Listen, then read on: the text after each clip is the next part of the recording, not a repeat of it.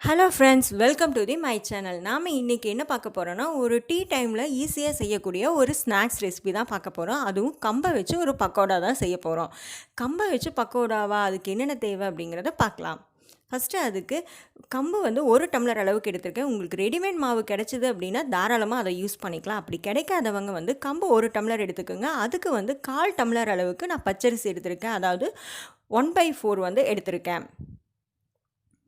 ரெண்டையுமே வந்துட்டு ஒரு 2 மணி நேரத்துக்கு முன்னாடியே நீங்கள் வந்து நல்லா ஊற வச்சுருங்க. பச்சரிசி வந்து சீக்கிரமாக ஊறிடும். ஆனால் கம்பு ஊறுறதுக்கு கொஞ்சம் லேட் ஆகும். ரெண்டையுமே வந்து அதனால் 2 மணி நேரத்துக்கு முன்னாடியே நான் கம்பு ஊற வச்சுட்டேன். கம்பு நல்லா ஊறுனதுக்கு அப்புறமேல அதை நல்லா தண்ணியை வடிச்சிட்டு ஒரு நல்ல நூல் துணியில் நீங்கள் வந்து நிழல்லையே காய வைக்கலாம். ஒரு 1/2 அன் ஹவர் காஞ்சுது அப்படின்னா அதுக்கப்புறம் கம்பை தொட்டு பார்த்தீங்கன்னா ஒரு ஈரப்பதம் எதுவுமே இல்லாமல் நல்லா ட்ரை ஆயிரும்.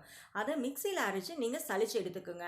அப்போ வந்து நமக்கு கம்பு மாவு தாராளமாக ரெடி ஆயிடும். இந்த மாவு வந்து நீங்கள் வந்து வறுக்க தேவையே கிடையாது. அப்படியே நம்ம வந்து யூஸ் பண்ணிக்கலாம். அதே மாதிரி நான் பச்சரிசியும் வந்துட்டு அந்த 1/4 டம்ளர் அளவுக்கு ஊற வச்ச பச்சரிசியும் பார்த்தீங்கன்னா நான் அதே மாதிரி செஞ்சுருக்கேன். அதுக்கு நல்லாவே நிறைய மாவு கிடைச்சிருக்கு.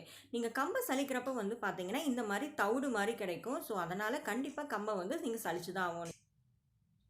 இதுக்கு தேவையான அளவுக்கு சோம்பு, கொத்தமல்லி, பச்சை மிளகாய், நல்லா பெரிய வெங்காயத்தை நல்லா நீள நீளமாக நான் வந்து கட் பண்ணி வச்சுருக்கேன்.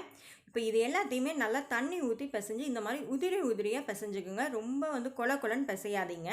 அப்போ பக்கோடா வந்து நல்லா வராது. நல்லா உதிரி உதிரியாக இருந்தால் தான் வந்துட்டு நல்லா பக்கோடா கிறிஸ்பியாக நல்லா தனித்தனியாக வரும்.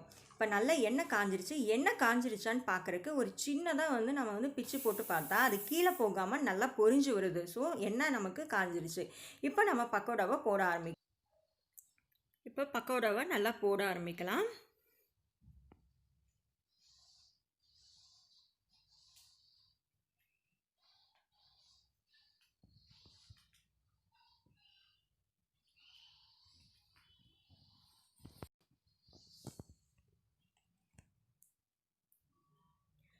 பக்கோடா போட்டு 1 நிமிஷம் ஆனதுக்கப்புறமேலு கீழே இருக்கிறது மேலேயும் மேலே இருக்கிறது கீழே வர மாதிரி நல்லா திருப்பி விடுங்க.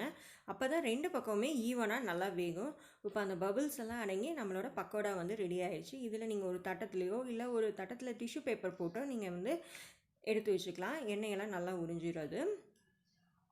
கடைசியாக நான் இதே எண்ணெயில் கொஞ்சம் கருவேப்பிலையும் பொரித்து அது மேலே தூவி விட்ட போகிறேன். அவ்வளோதாங்க, நம்மளோட மொறுன்னு கம்பு பக்கோடா ரெடி ஆயிடுச்சு. இது டீ டைமில் ஈஸியாக செய்யக்கூடிய ஸ்நாக்ஸ். இது கண்டிப்பாக இதை ரெசிபியை நீங்கள் வீட்டில் ட்ரை பண்ணி பார்த்துட்டு உங்களோட பிடிச்சிருந்தா உங்களோட ஃப்ரெண்ட்ஸ்க்கு இதை ஷேர் பண்ணுங்கள். மறக்காமல் என்னோடய சேனலை சப்ஸ்கிரைப் பண்ணுங்கள். தேங்க்யூ.